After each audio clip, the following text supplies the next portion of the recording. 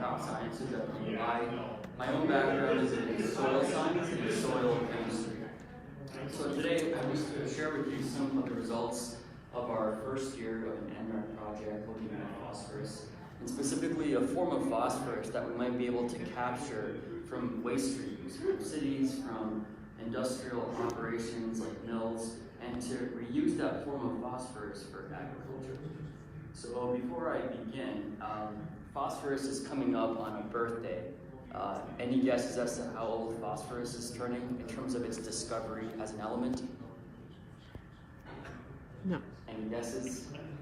500 years. It's insulting to phosphorus to go that high. 350 years since phosphorus was discovered to be a thing. And it was discovered by an alchemist. He was purifying his urine, and he found that it glowed in the dark, and that was phosphorus. So we've known about phosphorus being a thing for about 350 years, but it's only been in the last century or less that we've begun to fertilize with beet. Until then, there was really no explicit phosphorus input for farmers to use. The main use of phosphorus was through phosphate rock, a bit of guano, but largely through its recycling from waste streams in the form of manure. The other major source of phosphorus was actually bones from battlefields. So there's stories of farmers going to battlefields and harvesting what was left of soldiers and grinding it up as phosphate rock, because chemically phosphate rock and bones are pretty much the same thing. So thankfully we're not in that situation, and now we rely on phosphate rock. So phosphate rock is the feedstock for lots of our inputs like MAP or TSP. Here's a phosphate rock in West Africa. So this stuff is then concentrated into a water-soluble form like MAP, DAP, or TSP. Now, if we think about the global phosphorus balance in agriculture, so what's coming in and what's going out, we know that inputs are things like phosphate rock or MAP, and that's what you see on the left-hand side. And folks have modeled how much is coming out and in what different forms.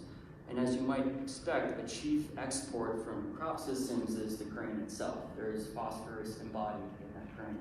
But there's also other export pathways, and some of them are okay, like storing up phosphorus. Some are maybe not so good, like losses. But there's 3 pathways of one theme that I want to focus on, and that's phosphorus that is recoverable in waste streams. And here we've got 2 kinds of streams. One is industrial waste from, say, mill or ethanol plants, and the other is from city water. So if you add up how much phosphorus is contained, there's about 40% of all the phosphorus that was added as, say, MAP, eventually will come out in these 2 different streams. So our question is, big picture, can we capture some of that phosphorus and make it go from being a one-way pathway from cropland to sewage and try to link it back into cropland? So there has been some modeling done on this question, and the basic question is how suitable, or rather where might this be done? The Midwest happens to be the sweet spot for reusing phosphorus that's captured from these waste streams. And this has to do with the fact that we have a high demand for phosphorus from the Corn Belt, and we're also co-located with the production of phosphorus waste. So think of ethanol plants, that's a lot of phosphate in the waste streams there. Think of Chicago, the 3rd biggest city, a lot of phosphorus in the treatment plants there. So my lab then is working on how can we try to recover, or rather, how can we use the recovered phosphorus for crop production? And the 2 main case studies that we have going on are phytin, things like calcium phytate. This is quite common from ethanol light steep. And then we also are looking at an inorganic form of phosphate, which is struvite. So struvite is magnesium ammonium phosphate. The NPK is equivalent to 5,280. And in that sense, it's not unlike MAP or DAP in the ratio of N to P being about 1 to 5. So MAP or DAP have about twice as much the total, but that ratio is quite similar. There are a couple differences between struvite and MAP, though, that are worth noting. One is that there is a low water solubility of struvite compared to MAP. But the catch is that a good proportion of struvite is citrate soluble, meaning that in the presence of root systems that are putting out citrate and other organic acids, that there's an opportunity for the phosphorus contained in struvite to be solubilized for plant uptake. So in other words, there's a potential to better synchronize the release of P with the plant need for that phosphorus. So our lab is currently wrapping up the first year of a 4-year NREC project looking at what is the suitability of struvite for Midwestern ag production systems, and specifically for our state, so for our crop types and our soil types.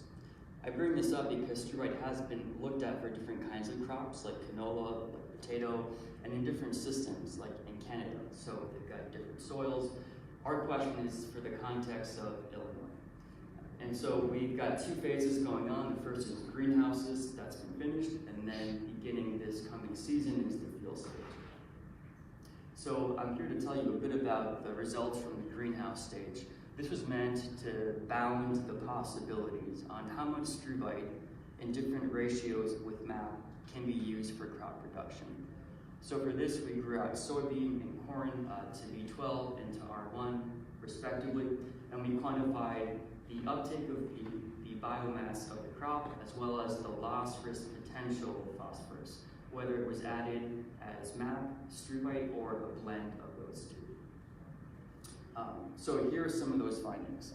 To orient you here, on the x-axis we've got the different phosphorus treatments. So this is the blend of struvite to MAP, so 0, 100 would signify this is pure MAP, all the way to pure struvite. And so we've got then 2 crops, corn and soybean, and what you're looking at is the above ground biomass. So we didn't go to yield stage because this is the greenhouse. What you do see though is that that corn can take up to half of its phosphorus source coming from struvite with no negative impacts on crop growth. For soybean, it seems to be a little bit lower, about 25%. And this is consistent with studies that find that most crops can take about 15 to 25% of their P in the form of struvite, with what's left over coming from a more soluble source like MAP. The idea then is that MAP gives you that quick burst of soluble phosphate, and struvite is in some sense that root-activated, slow-release phosphorus.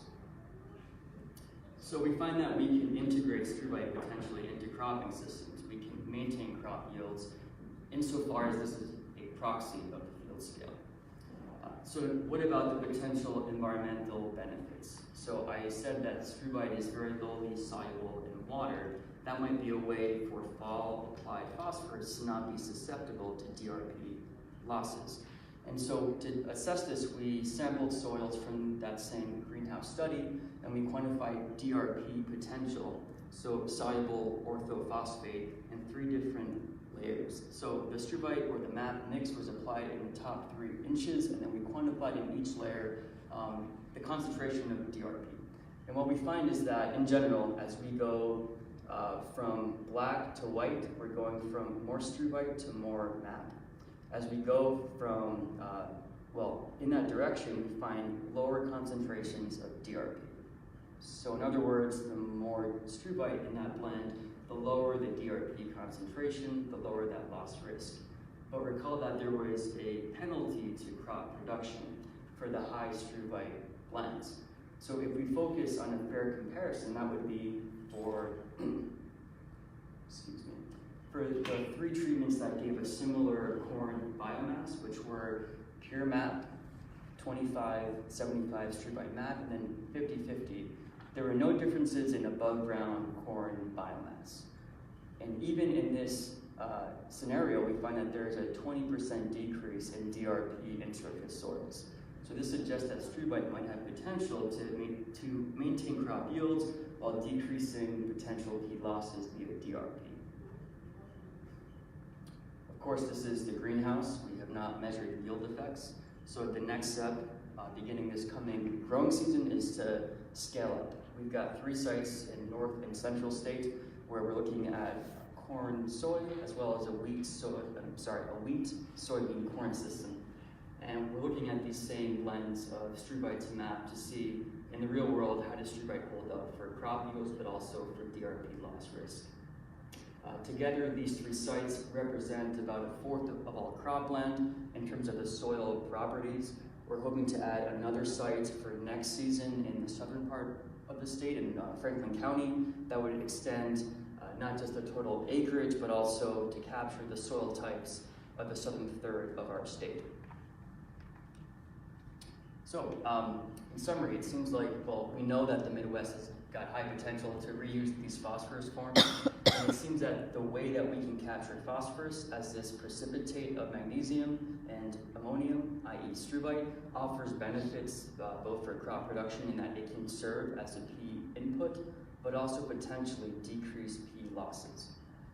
And so it seems like there's crop-specific responses to this. So corn seems to be able to take more struvite than soybean. And this would make sense, I think, because we know that corn is quite a beast in terms of its exudation of root biomass. And so what I hope to report back in 1 year from now is how these field scale trials went. So with that, I'm going to hand this over to Molly Bidenfield, who is working with Ostara. They're our partner on this project. They're supplying the struvite. Sure.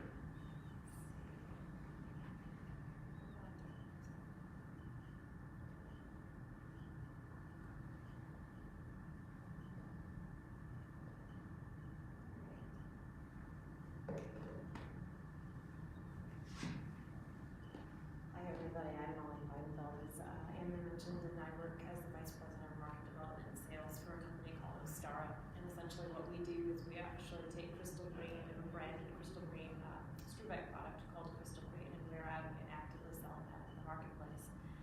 It's interesting to me because recently, and you hear a lot in the news about people talking about nutrient stewardship, and that's really what farmers do on a daily basis and always have been.